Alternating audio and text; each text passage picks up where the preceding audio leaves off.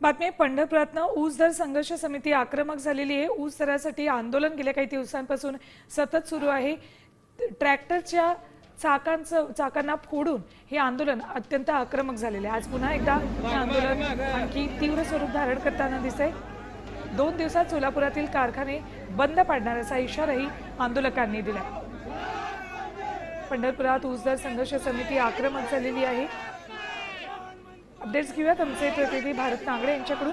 भारत, प्रचंड आक्रमक झालेले दिसत आहेत ऊस दरासाठी हे आंदोलक।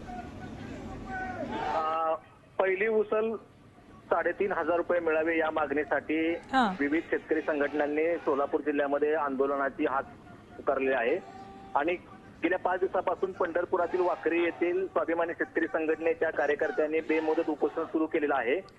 या दरम्यान काल पंढरपूर जवळच्या खर्डे येथील सीताराम कारखाना बंद पडला होता। त्यानंतर आज पहाटे ऊसाची वाहतूक रोखली होती।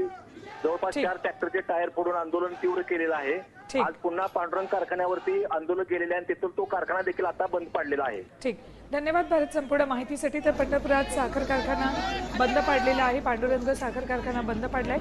3,500ची पहिली उचल द्यावी यासाठी म्हणून ऊस उत्पादक आंदोलन करतायत आणि हे आंदोलन आता तीव्र स्वरूप धारण करतंय।